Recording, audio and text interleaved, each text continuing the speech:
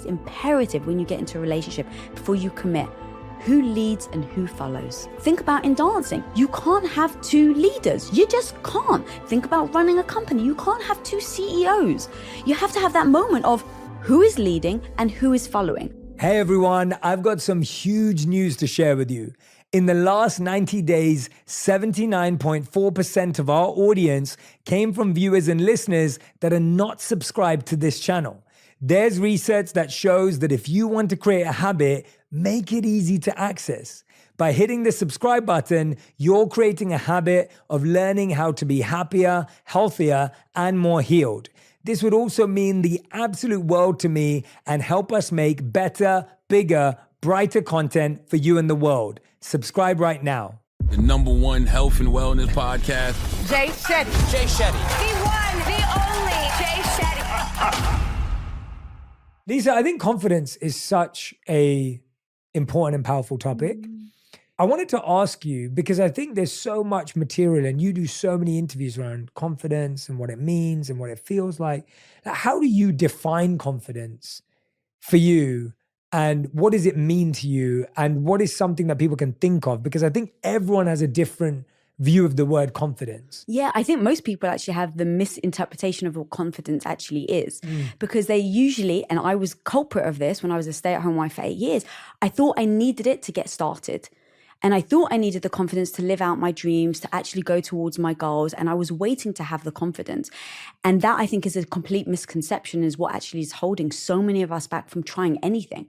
And what I realized was, in my own journey, I actually just needed to take action. I needed to go into something very insecure, not knowing what I was doing, practicing, wax on, wax off, my favorite movie, Karate Kid, and get so damn good that I build the competence to then lead to confidence. So the truth is, the confidence is the byproduct of taking action.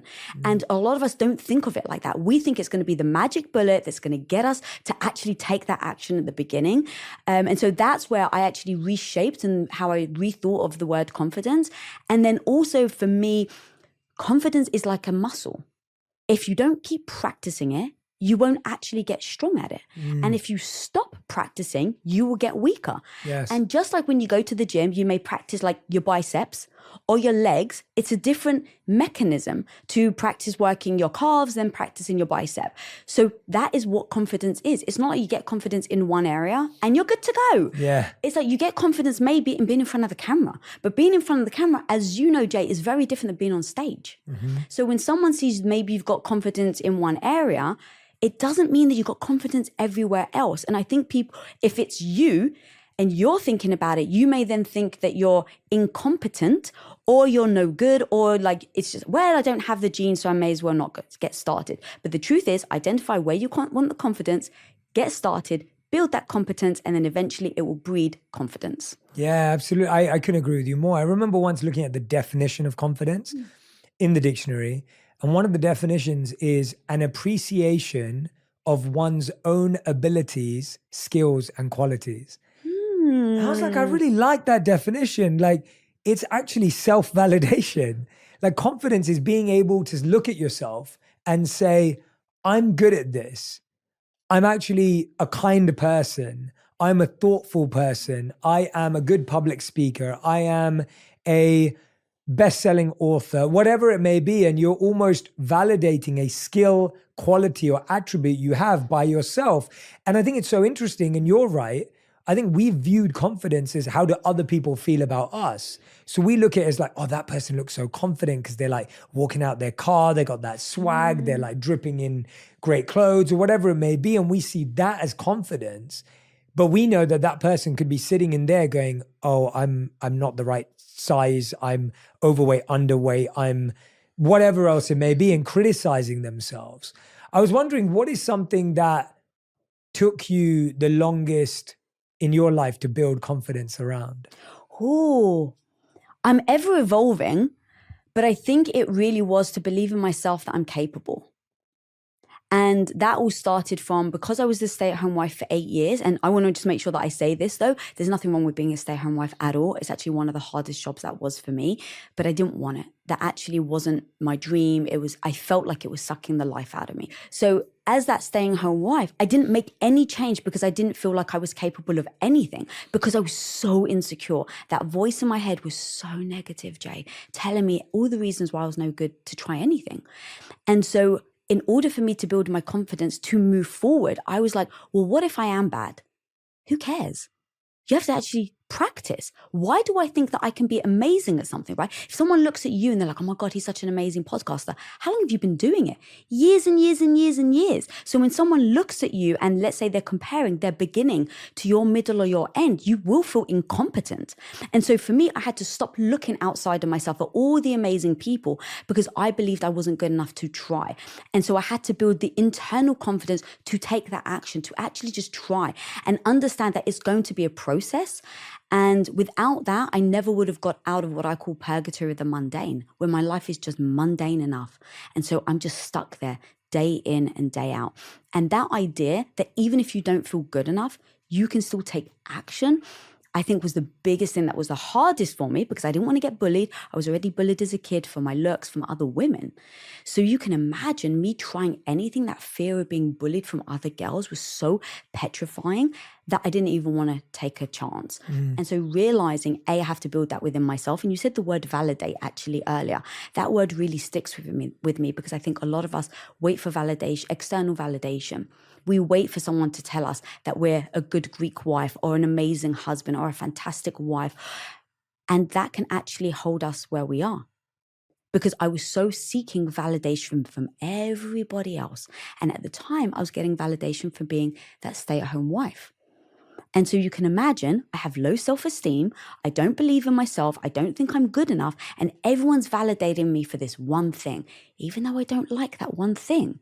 That validation, that feeling good about yourself is what kept me there.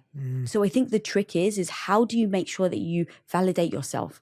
And that became the path for me building my confidence every single day. What am I going to do today to validate myself? Not get validation from my partner, from my boyfriend, from the ex, how many likes I got on Instagram.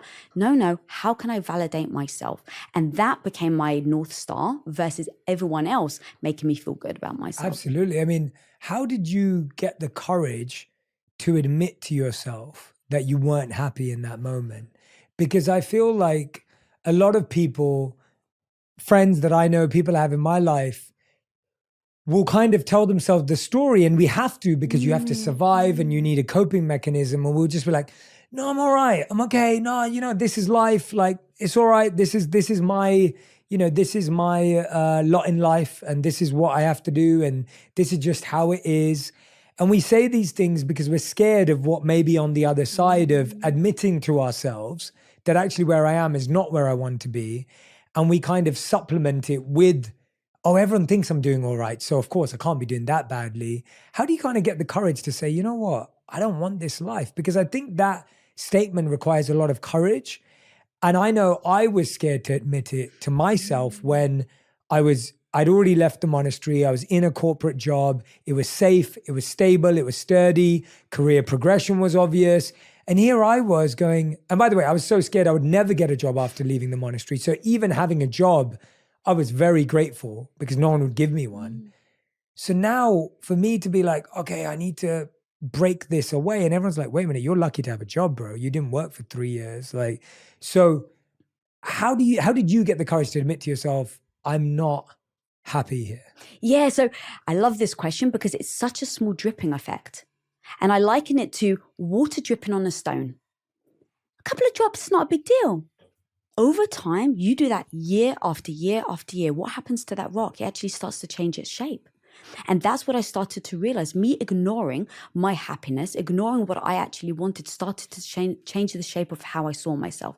And after 8 years, I didn't look like what was looking back at me in the mirror. I couldn't recognize myself because I wasn't speaking up. I wasn't having my voice. And so there were a couple of things that I realized that really became like the straw that broke the camel's back, if you will. One of them was I was using gratitude, which I love, right? It's like, be grateful for things you have because there are other people out there that don't have that. So the first couple of years in my marriage, I was using gratitude, even though I didn't want to be the stay-at-home wife. Now that looked like, oh my God, I don't like being I don't like cooking and cleaning, but actually I'm so grateful I have a husband that loves me. Oh My God, the amount of people that don't have that healthy relationship. I'm so grateful. I'm so grateful I've got a roof over my head. I'm so grateful, fill in the blank. And that was wonderful. But come year 4, year 5, year 6, year 7, that gratitude started to really turn its head into almost toxic gratitude, which every time that voice that was speaking, are you happy, Lisa? Like, you don't seem happy. I would use the gratitude to shut her down. And that looked like, how ungrateful are you? How ungrateful are you that you want something else when you've got a husband that loves you? How ungrateful are you, Lisa, that you want to go out in the workforce when you don't have to? So that voice, that gratitude started to become really toxic. And so identifying that, allowing the voice in my head to just turn up the volume. Allow her to actually speak, because we've been taught, especially for me growing up Greek Orthodox, is you live in service of everybody else. You live in service of the family, the husband, the kids. And so you put yourself last. And I started to realize this voice is getting louder. What happens if I actually start to listen to her? What does that look like? Because I'm such a self-ownership person. And so if I'm unhappy, what am I going to do about it? What choices am I going to make different that's going to lead me to a different outcome? And I started to realize it was all on me. I hadn't spoken up and told Tom, my husband, that I was unhappy.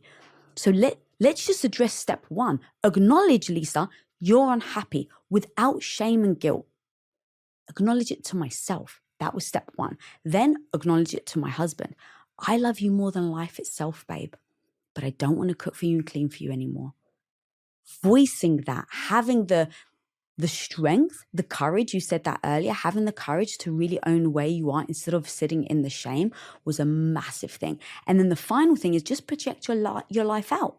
What does it look like if you don't make a change in a year, in 5 years, in 10 years, in 20 years? And the truth is, I would have been doing the same thing. I would have then slipped into being a mother. Because that's what my culture told me. And then I would have slipped into giving over to the children and the husband. And in 10, 20 years, I'm exactly where I am, just on a different scale. And those elements were the things that I'm like, oh, well, no one's coming to save you. No one's going to come and change your life for you. So what am I going to do right now to make that change? That resonates so deeply. And I love that you brought up that toxic gratitude point, because it's so interesting how we somehow deep down believe we deserve so little, right? Like, and whether it's conditioning, where we grew up, there's a sense inside of us. And by the way, I can relate to all of that. We grew up in the same area. We've talked about this before. Like a block away from each other. Literally. And, you know, I kind of, like, when people ask me now, like, you know, how does it feel and everything? I'm like, I actually never in a million years believed that any of this would ever be possible, or even that I even had a dream for it. I don't even think I dreamed this big. And there was a part of me that just was okay with whatever would have come and whatever would have been and what everyone around me was doing.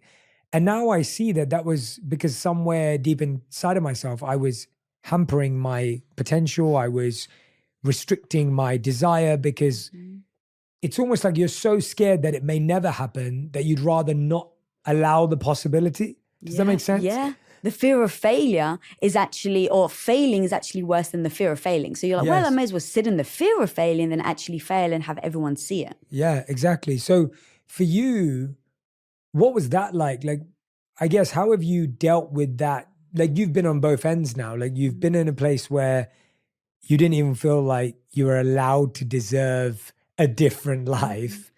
You've now built one of the most successful companies. You've built another incredible media company. Like, you know, it's like you've now seen the other end. How has your belief system changed around what you deserve and what's possible? Yeah, I think it starts with frame of reference. So people don't actually realize that they have a frame of reference. And just to kind of explain, frame of reference is just the way you see the world, the way you think it ought to be, not the way it necessarily is. And so my frame of reference is going to be very different than your frame of reference. And so take, for instance, the very first time I introduced Tom to my family. So I've got a very big, loud Greek family, and everyone talks over each other, everyone yells at each other. And so Tom comes and meets them, and that's the family. Everyone's yelling. And so we leave, and I'm like, oh my God, they clearly loved him because they're clearly very comfortable around him. So I can't wait to hear how much he loves my family. So we get in the car, and I'm like, babe, what do you think? And he's like, They were so disrespectful. And I was like, what? And he's like, I can't believe, Lisa. Everyone's just screaming and yelling at each other. They ask me a question, they don't listen. Frame of reference. My frame of reference, when someone yells and screams like in a happy way, it's actually a sign of greeting you, being comfortable around you. But Tom's frame of reference is when someone's yelling, it means disrespect. So that just gives an example of what frame of reference means. So you don't actually question your frame of reference.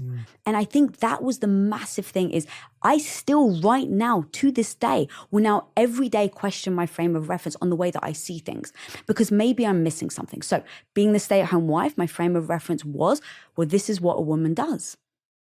You're going to have children. You will get married. It didn't even dawn on me, Jay, that I could question whether I want kids or not. It didn't dawn on me. And so going from that to where I am now is because I literally will question my frame of reference every day because it's your frame of reference that gets in the way of you having the dream. How many people say, I can't? I remember once I was coaching somebody and they were saying about how they're building this business and this woman, she's just had a baby and she freaking loves that she's building this business. She feels so good about herself. And her dad every day has a key, comes in her house and would sit down at dinner and basically say that she was a neglectful mother. And she's like, I don't know what to do, Lisa. And I said, okay, well, he's got a key to your house. Either tell your dad that he has to set boundaries or he doesn't get the key to your house. She's like, I can't do that. I'm like, yes, you can. You just don't want to. Your frame of reference may be that I'm a terrible daughter if I take the keys away from my dad, but how is it serving you? And so that I think was the massive thing that I realized that I had a frame of reference about life, belief system, whatever you want to call it. And sometimes it doesn't serve my dreams, my goals, and where I want to go. And so having the self-awareness to ask myself, where do I want to go? How am I going to get there? And what belief system do I have that's either going to propel me forward or hold me back? What did you do in this? I think another thing that, and I know a lot of women especially struggle with this. What had you and Tom done before the point that you could actually have the courage and confidence to go and say to him, I love you, but I don't want to cook and clean anymore? Because to me, that kind of a transition in most marriages or long-term relationships, it could look like, I love you, I don't want to live here anymore. I love you, I don't like this thing that you do. I love you, but whatever, right? Fill in the blank. What had you and Tom done before that you felt confident enough to say that you knew it would land? Or did you actually take a risk and you didn't know at that point whether he'd react positively or negatively? Obviously now you've been together and all the rest of it. But in that moment, did you know that he would react well to it? Or did you take a risk because it was so true to you? Yeah, everything's a risk. You never know. How many times have you spoken to someone, you're like, I know exactly what their answer's going to be. And then like, or you go to Radi, right? And you're like, all right. And then she gives you a completely different response than you ever expected. But you still know him for so many years. So and there's never a guarantee, but really I went into it going, okay, how would I want him to talk to me about this? Because here's the thing, I need to be very self-aware that I'm about to make his life more difficult. So just to paint the picture, he would wake up, his clothes were next to him, literally by his bed, Jay. He would put them on, he would go to the gym. He'd come back, his work clothes were ready. He'd get changed, I would hand him lunch to take to work. So he didn't have to do anything in the house.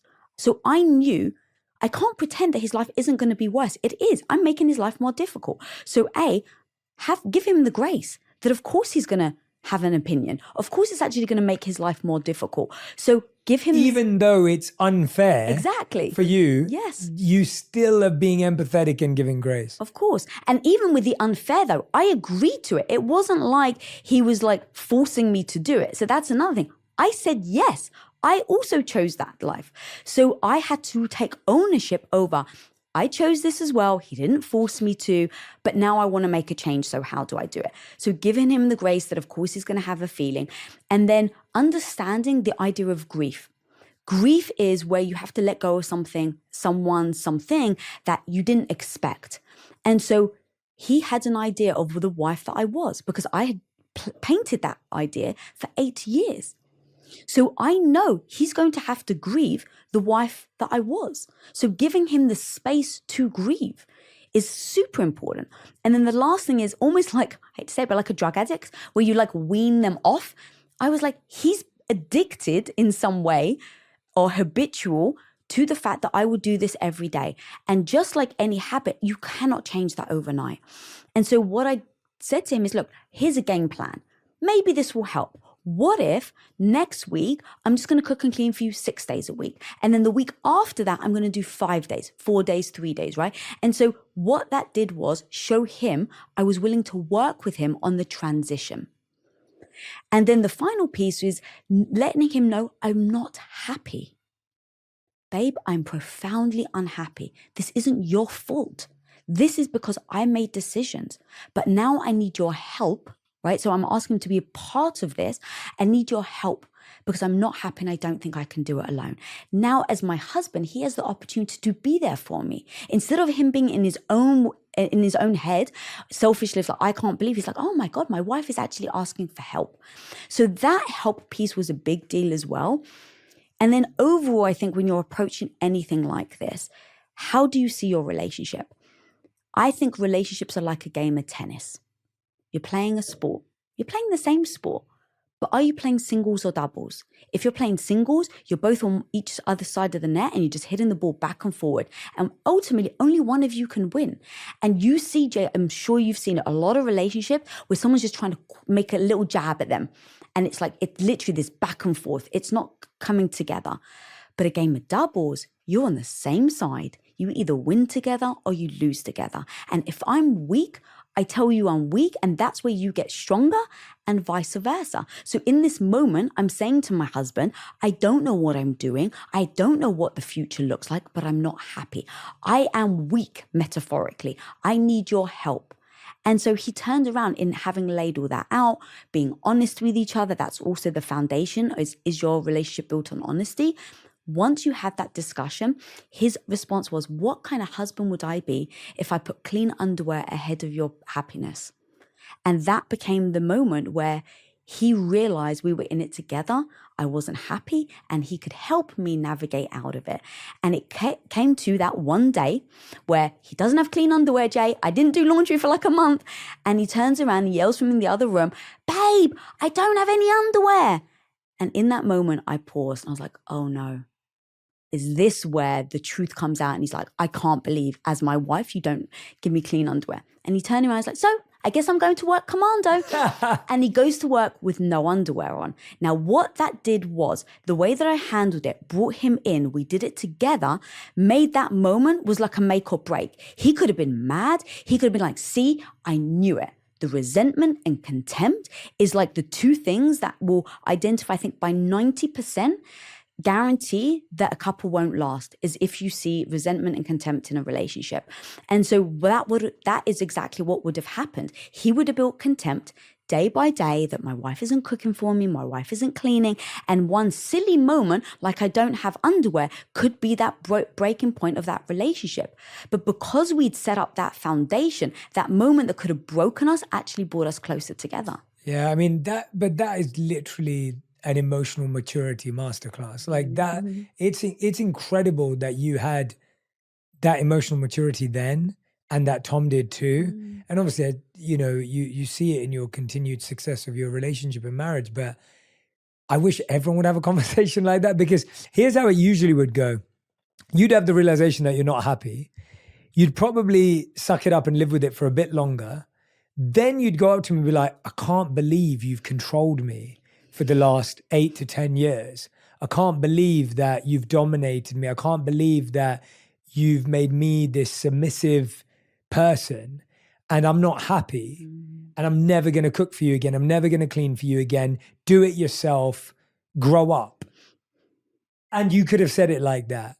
And then he'd turn around and go, get over it. That's what you signed up for. Yeah. And I think a lot of people end up having that version of it. And it's really interesting. I say this to a lot of people. It's almost like when you share something, are you sharing in a way that is looking at the 360 of what you just said? Like, well, what did I sign up for? What did they sign up for? How does this change affect them?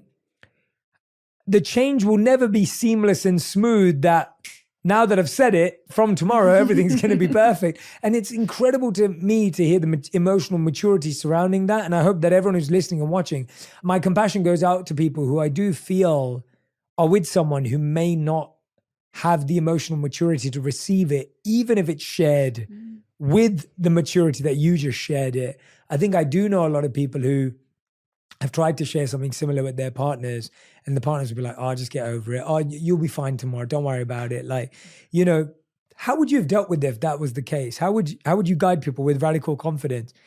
How would you deal with that? Yeah, God, that's such a great question, because there's no guarantee that your partner's going to respond the same way Tom did. Even if you dropped it perfectly. Yes. Right? Like, that's the point. I think we live in a world where we think if I say everything perfectly, then someone, and we know that's not true. So let's say you dropped it perfectly and Tom had, it's right, babe, like, that's what women are meant to do. That's what a wife's meant to do. That's what, or that's what you signed up for. We both signed a contract. That's what it was. What would you have done? And that's really important, because that's the thing, is like, was it a non-negotiable for him? Because even to where I said I originally wanted 4 children and I don't want any, that idea of that non-negotiable, if he was the type of person where one of his non-negotiables were having children and having a stay-at-home wife, I actually understand that we're not meant to be together then, because I don't want to force my opinion on you. You need to live the life that you actually want. And if that life means that you really want children, you need to go and find that, because we're going to make each other unhappy, no matter how much I love you.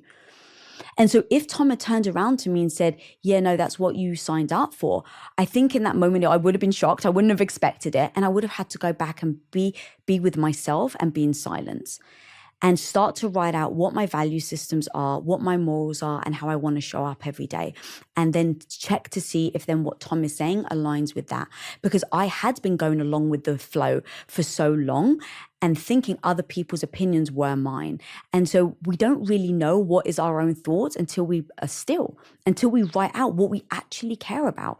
And so our value systems happen to very much align. Our value system is I will support you even in spite of things that may make my life more uncomfortable, right? My value system is that you are an ambitious man. I will protect you and support you in your ambition, even if it makes my life more difficult. So if he's working, which is true, 2 years ago, he was working 120 hours a week. 2 years ago? Yeah. Wow. Like for 18 months.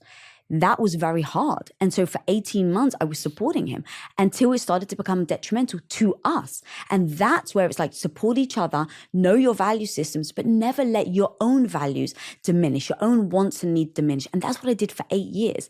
And that's kind of what I talk about in the book, about how a relationship can be literally the wind beneath your wings that can help propel you, right? It can make you feel better about yourself as you're on that journey. But it also can be that anchor around your ankle that can, if you dropped into the ocean, would just take you deeper and deeper. And so who are you with? Do they want to see you shine?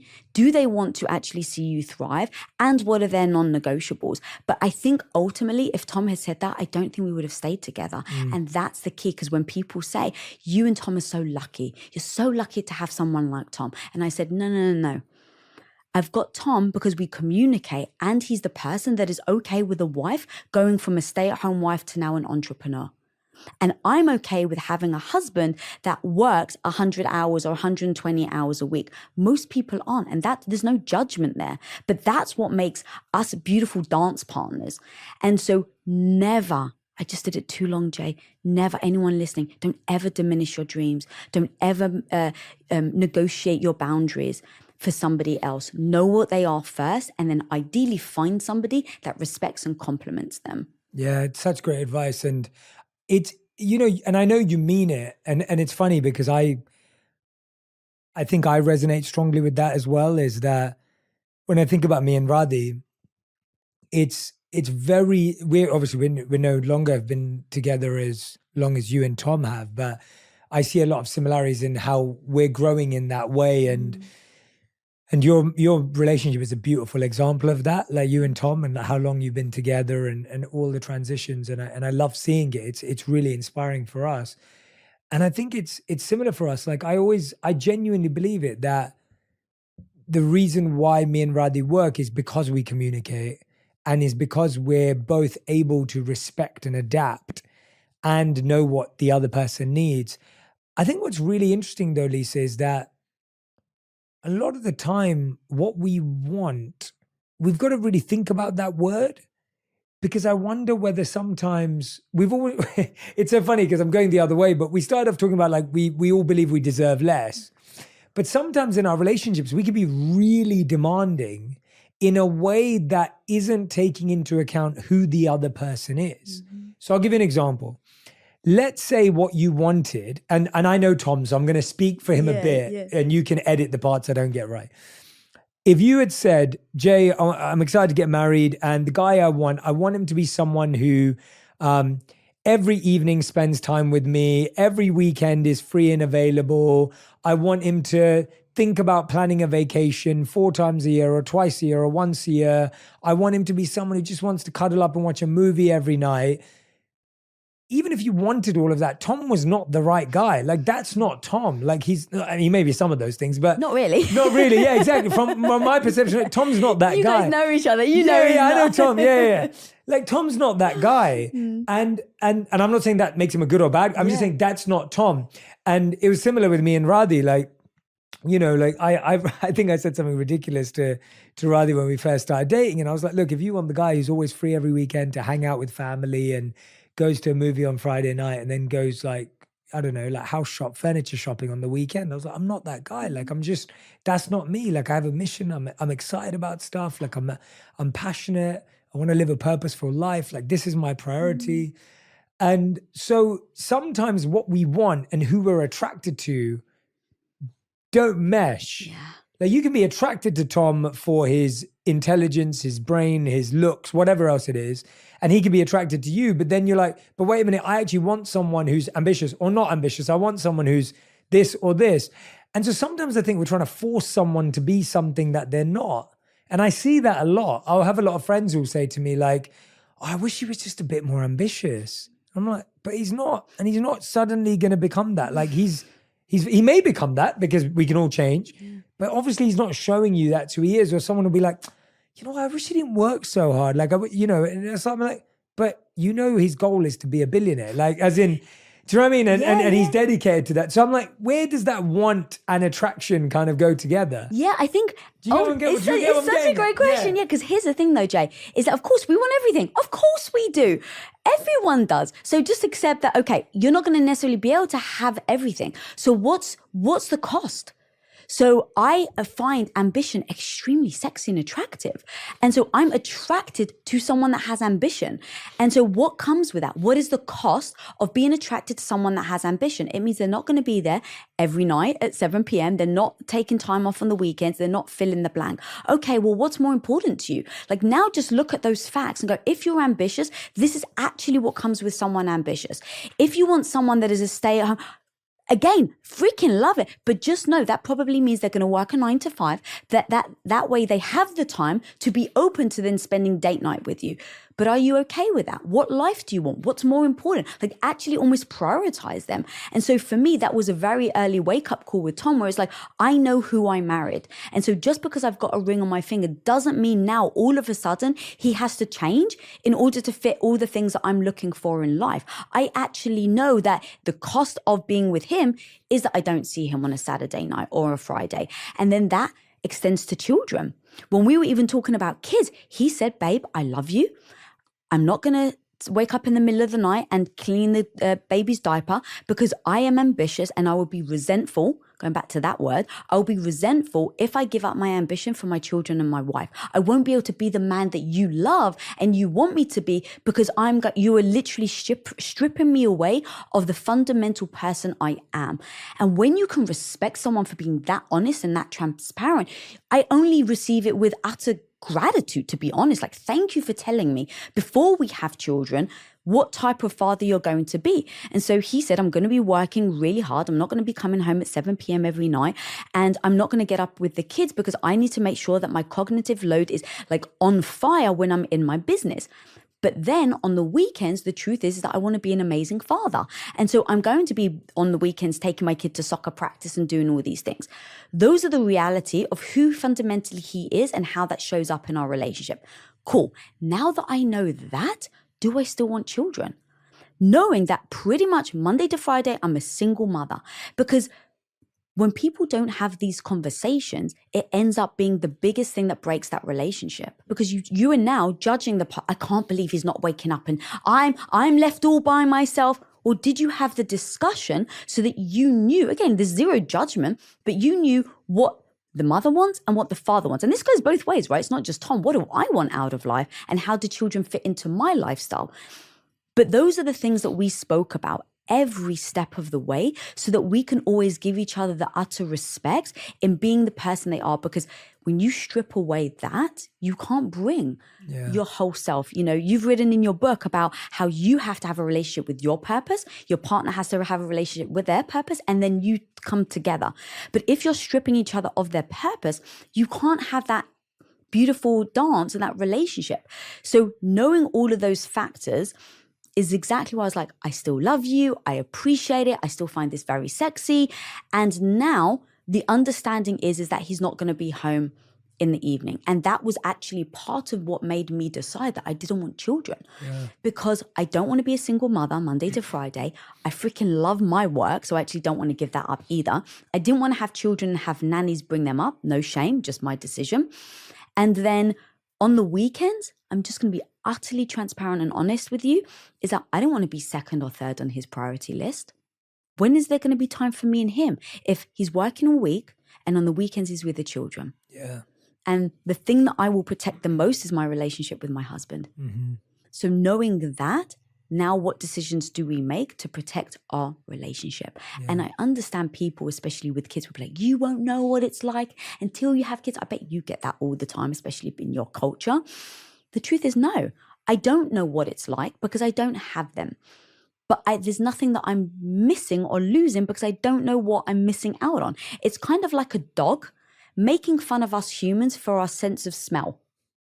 It's like their sense of smell is freaking amazing, but I don't know what it's like. So I don't look at a dog in longingness.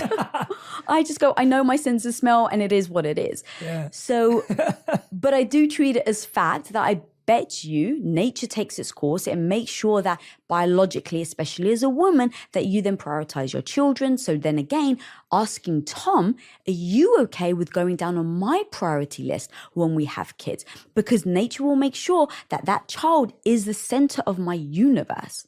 I don't pretend otherwise. And being able to have that type of honest conversations with zero judgment, giving each other the grace to just be who they are, then allows us to say, do we have children? Do we still stay in this marriage without that growing contempt that then ends up breaking all couples? It turns you into a person you're not proud of. You start arguing, you start saying things you don't like, you start doing things you're not proud of yourself, for using potentially their vulnerabilities against them in arguments because you haven't had that truth conversation from the get-go. Yeah, I mean, there's so much to unpack there. And I love the first point you made, this idea of if you're attracted to something that's a non-negotiable or a priority, first of all, just draw a line as to what the cost of that is. Mm-hmm. So if you want someone ambitious, naturally they'll have less time. If you want someone who has time, naturally they'll be less ambitious. That's just how life works. And neither of those are good or bad. But if you go, I want someone who's really ambitious and has loads of time, that's just not happening. Mm-hmm. And so you need to know your deal breakers and you need to know your priorities. And I love the way you put that, because I do think that we do want it all and we want it all now.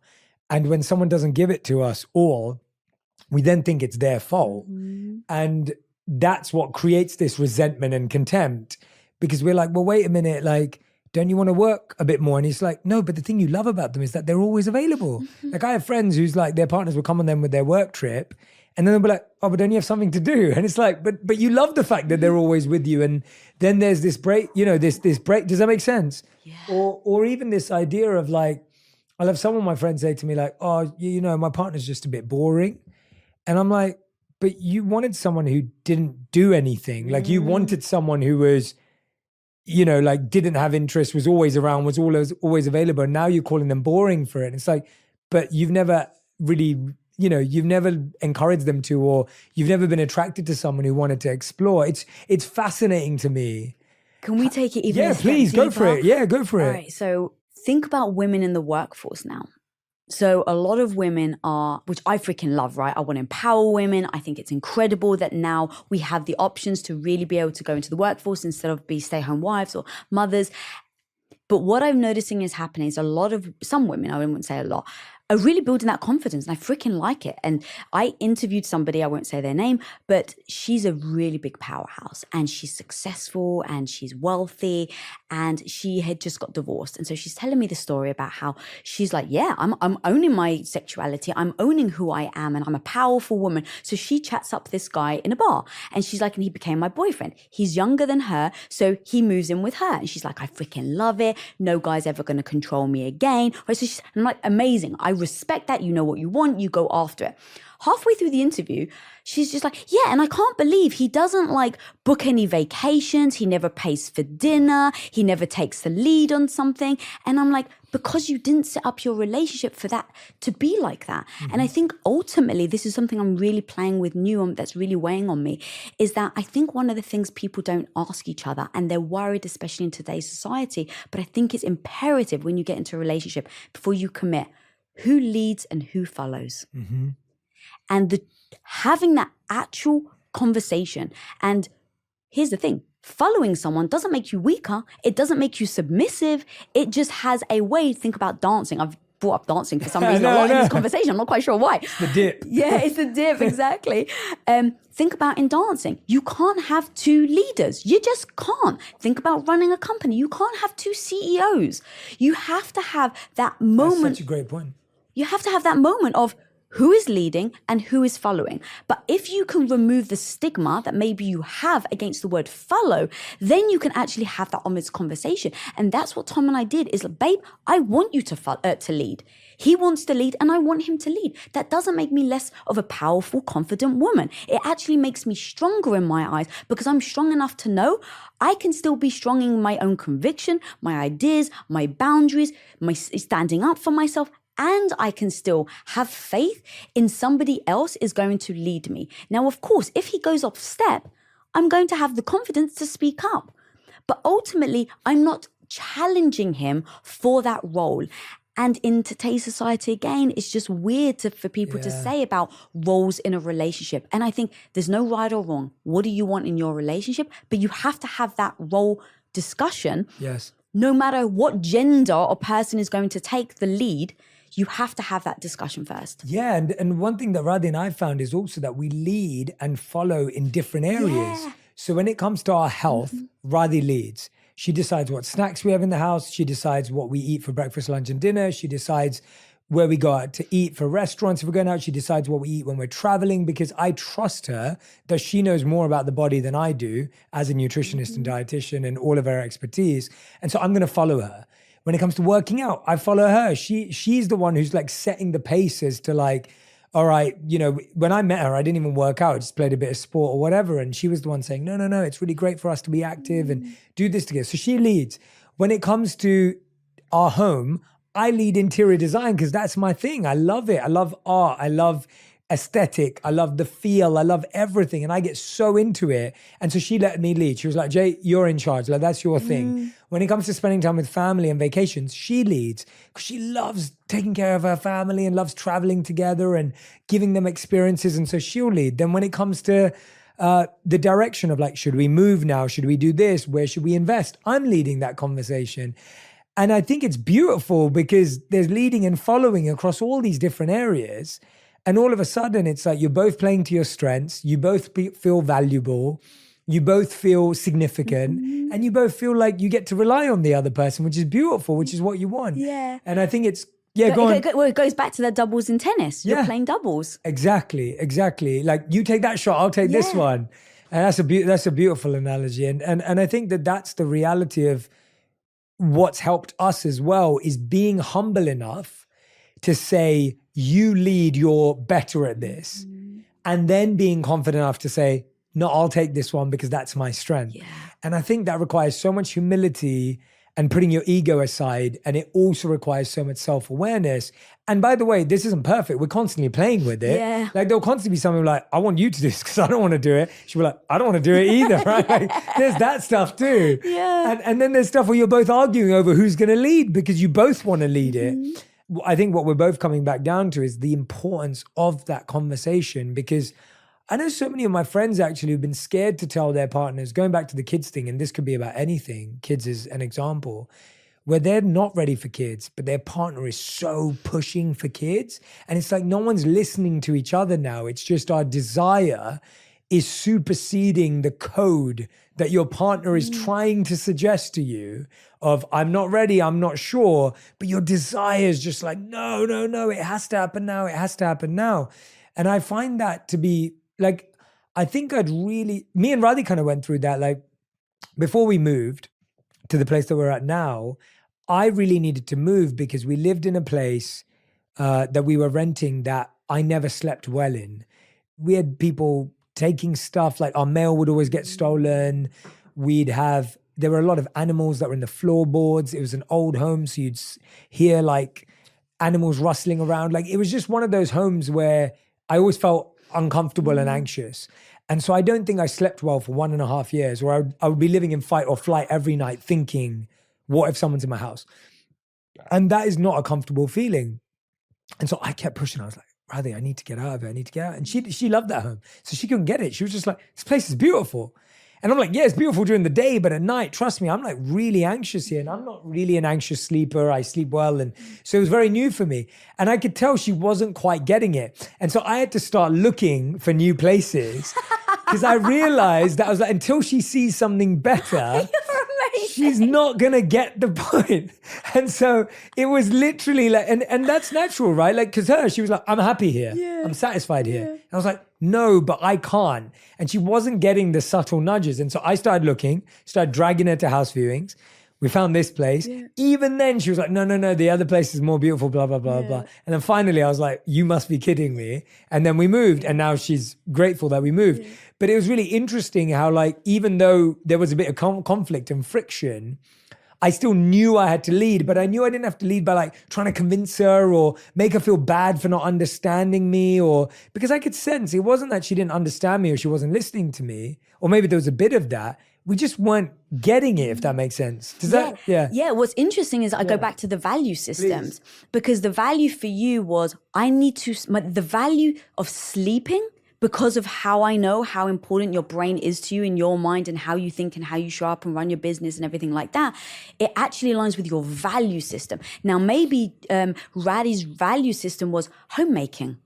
I want to be somewhere I'm comfortable. So actually, both of your value systems, again, there's no right or wrong, but that's where your value system was then colliding, because she feels like I've made a house out of this value system. Your values, I'm not getting what I need. I can't work. I don't have the mindset, value system. So actually what was happening is your value systems were colliding, but you're not talking about the value, you're talking about the house. Yes. That's and brilliant. So that becomes that, even with the kids thing, it's like, okay, well, the person that wants to delay the children, what's your value system there? I haven't gotten to where I want to in my career, and my career right now is super important. And maybe the other person is, my value system, I've always wanted a family. And so I value family over business. So now you can see one person's valuing business over family, the other person's valuing family over business, and you're colliding, but you're not actually talking about the thing. You're just talking about the kids, but it's actually about the value system that's colliding. Yeah. The silly example that I learned this lesson with Tom was over making the bed. So I was like, what do you mean you don't make the bed? Of course you make the bed. It was like the thing I was taught my whole life. And Tom was like, no, I won't make the bed. And we would collide. I'm like, you don't get it. And so he would get frustrated every time I would make the bed, because he's like, I have to unmake the bed now. I'm like, it takes 3 seconds. And I was dismissing and mocking him, if I'm going to be very honest, thinking he was wrong, that of course you make that. What kind of person doesn't? And I was literally putting my value system on him until we started to do, what does making the bed mean to you? And to me, it was about neatness.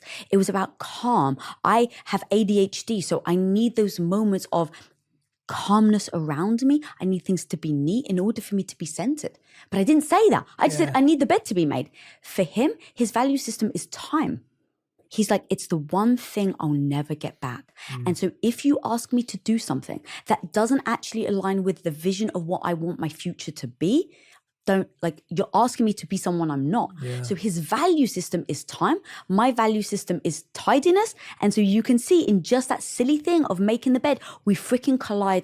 And how many couples do that every single day over small little things. And what ends up happening is that oxytocin that you had when you first started dating is no longer there. And all you have are these collisions day in, day out. I love that. And I really hope everyone who's listening and watching, like, takes a moment to break this down for themselves. Like, we had it the other way around couple of months ago. My wife's book came out. Her first cookbook. Good. Yeah, and thank you. I know you interviewed her for it as well. And it was, and it was a really exciting moment. Radhi had poured 3 years of her life into this cookbook. I saw her work hard on it. I've never seen her work that hard in my life. Never seen her just be so consistent. You know how much work it takes. Look, we're sitting here talking about radical confidence 1 year on, right? And 1 year on. Two. Oh my gosh, it's been 2 years. Yeah, 2 years on of radical confidence. And you know how much work goes into this book. I know how much you poured into this book. This was your first ever book. And I said to Radhi, I said to her, you know what, Radhi, like, we've been together now for 11 years. We've celebrated a lot of things, but you've never had a book out. So I don't know how you want to celebrate this, because not every celebration is the same. Like, you don't celebrate a birthday, how you celebrate an anniversary and how you celebrate Christmas. They're different celebrations. And so I was asking and checking in with her, and I was like, I actually don't know what you'd like to do in order to, like, make this moment feel special. And we were on a hike, and she just said to me, she goes, oh, we just celebrated last night. And I was like, what do you mean? Like, I couldn't even remember what we did last night. I was like, what do you mean we celebrated last night?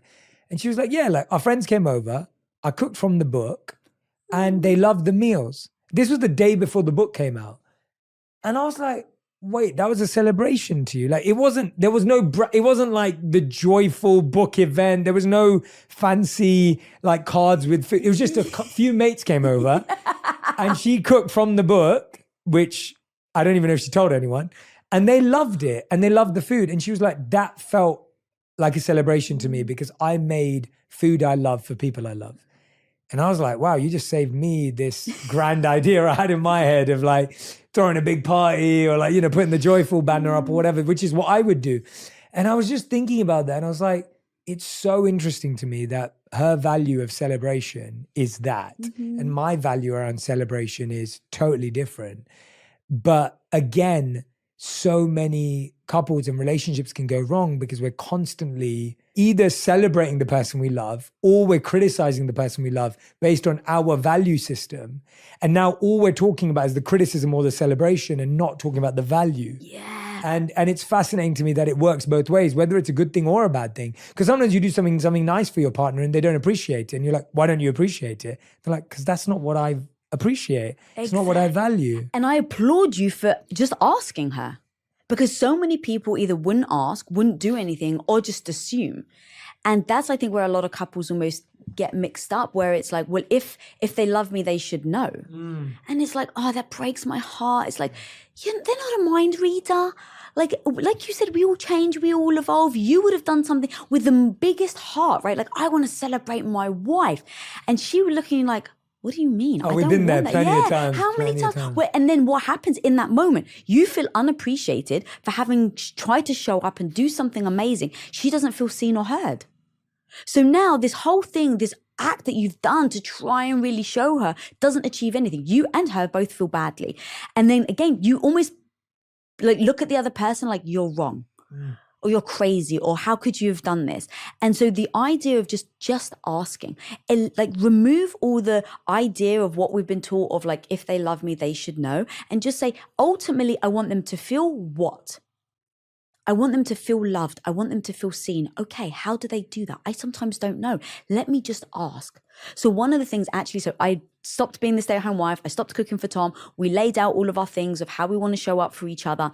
And we changed and grow. We both change and grow since then. So only last year, Tom turned around to me and he said, you know what, babe? Like, I feel like I have a need that's unmet right now. I was like, oh my God, what's the need, babe? And he's like, I actually now miss that you don't cook for me. Right? So we've been like 15 years, he's been fine with it.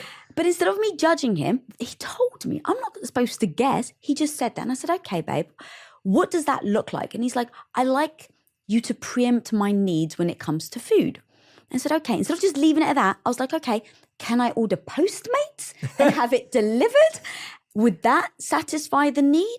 And he's like, yeah, you can do, like, or do I have to cook it? He's like, no, you can have Postmates. Okay. Do I need to plate it for you? Or can I leave it out on the doorstep and just text you it's here? And he's like, well, if you can put it on like my kitchen counter, like his little side. And he's like, that way I know. I was like, cool. Now I've heard you. I don't have to assume. I now don't have to go straight into, oh my God, he's now asking me to cook. I don't want to cook. I went there. I was that person. I don't want to get trapped. No, none of that. We just broke it down bit by bit of understanding what exactly that need looks like. Now, here's the other part. Maybe I'm not willing to do it. And in that moment, I just would have said, right now, that actually doesn't fit my lifestyle of what I need to show up. So how do we find a compromise? Is there a compromise? Or is it, sorry, I'm unable to do it, but what if I do it for 3 weeks on a holiday, right? Now come up with ways that you're not just shutting the other person down, you're hearing their needs and they feel heard, that you're trying to find a solution. Yeah. Because ultimately, I think, not to just stereotype, but typically, I think women want to feel seen, they want to feel safe, they want to feel needed, and they want to feel appreciated. It's not the money, it's not the height that a lot of people are saying. They need to be 6 foot and earn 7 figures. No.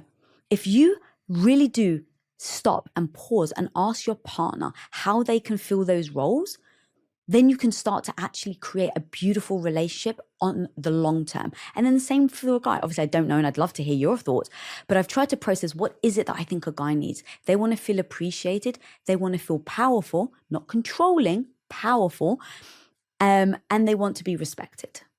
Yeah, I'd agree with that. And so knowing, okay, if that's actually what you want, I'm just going to say it. People may hate it, but I just go to truth. How do I make you feel powerful? That's what I would ask Tom. How do I make you feel powerful? What are the things that you need? Now, again, I then go back to my value systems. I say, does this align with me? But I'm not going to guess. I want to make sure that my husband's happy and that we're always constantly in alignment. And when you've been together for 23 years, I met him when I was 21. We've built multiple companies together. So how the hell have we been able to stay so aligned? It's these little things that people may be embarrassed to do, may be ashamed to do, or they don't want to do it. That's the reality. That's the reality. We want something, but we either feel guilty, shameful, embarrassed, or uncomfortable to ask for it. And then we take that feeling out on our partner for not knowing it. And we get triggered when they say something like, I wish you'd cook for me again. That triggers all of our PTSD from that time. And now it's like, how can you even ask me to do that? You know how hard that was for me. Yeah. Not realizing it's just a suggestion. It's just an idea. It's coming from a good, it's that space that I think we've been talking about today is, can you kind of create a safe space to have these uncomfortable conversations without any shame or guilt, right? And that becomes the foundation that ultimately selection matters. Who you choose to be with will absolutely dictate the outcome of your relationship. And so I used to say the key to a relationship is communication. I don't actually think it is. I think it's a growth mindset. Because if you do not have a growth mindset, no matter how much I communicate, you said that earlier, right? They may not be able to respond. Now think of all the hurdles and humps that we've been through in our relationship. How have we survived those? Because we are open to having the hard conversations. We're open to communicating endlessly until we get to the solution. One of the rules, so Tom and I have a bunch of rules. One of the rules is never apologize if you don't mean it. And even in the moments of I'm deeply upset, he absolutely can say, baby, I know if I just apologize to you right now, I know that you're going to feel better. But I can't apologize because I'm not sorry for it. And what that does is that absolutely elongates the conversation, the argument. It may go now for 2 days, 3 days. But ultimately, we're not brushing it under the rug. We actually resolve it and go, okay, I'm still very hurt by it, but let me actually work through that hurt. Why am I hurt? Why was I triggered? Why did you say that? You know, and then we just peel away the onion to get to that core. But it all comes from that growth mindset. And if you don't have it, no matter how much you discuss it, you're going to hit a wall where you cannot be seen or heard. Absolutely. Lisa, you are amazing. The book, everyone, is called Radical Confidence, 11 Lessons on How to Get the Relationship, Career, and Life You Want. Today we did a deep dive on relationships, which I loved. But when you open up this book, you'll learn how to handle your negative voice, how you can overcome failure, how you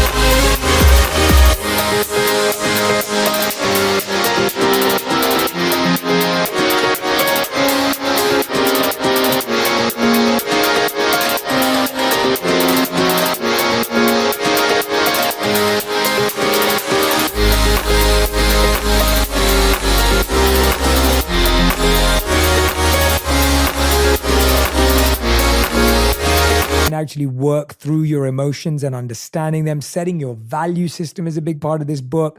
Breaking through your beliefs, building that growth mindset is all inside this book called Radical Confidence. If you didn't grab a copy 2 years ago, make sure you grab a copy right now. If you don't already subscribe to and watch Women of Impact, make sure you go and do that as well. Lisa, it's always such a joy talking to you because it's so lived.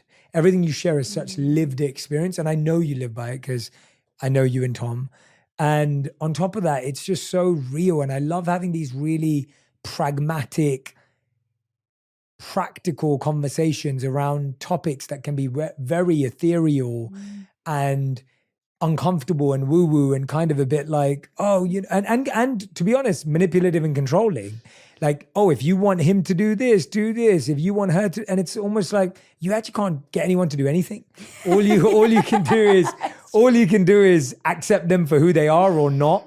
And I think when we're having these conversations, I'm really hoping that everyone walks away with an understanding of what type of quality of interaction and conversation to have with the individual. And the growth mindset point is in a relationship is huge because adaptability and flexibility is at the core of anything long-term. And I've seen that with me and Radhi too. I realize it all the time. It's things would only never work if we lost our flexibility and adaptability. And that's all growth mindset. You have to. And it's so interesting how so often we don't want to be flexible and adaptable. And by the way, that's okay too. So Lisa, thank you so much for showing up as always and just shedding so much clarity on a really difficult topic. Thank you, Jay. Thank you for having me. You're such a good dude. I freaking love you. I love Radhi. Like, we connected from day one, and the support and human that you are, I just want to say thank you, like, for always being there as a friend. Thank you. Always here for you. And anyone who's been listening and watching, make sure you tag me and Lisa on Instagram, on TikTok, on X, whatever platform you're on, in the YouTube comments. Let us know what resonated with you, what stuck with you, what you're trying out with your partner or potential partner. Please pass this on to a friend, someone in a relationship who's struggling, who's going through a tough time. I really believe it will give them the tools and the resources that they need to navigate and guide them through. And of course, go and grab your copy of Radical Confidence. It's available in paperback right now. Thanks so much, everyone. Thanks, Lisa. Thanks, Jay. If you love this episode, you'll enjoy my interview with Dr. Daniel Amen on how to change your life by changing your brain. If we want a healthy mind, it actually starts with a healthy brain. You know, I've had the blessing or the curse to scan over 1,000 convicted felons and over 100 murderers, and their brains are very damaged.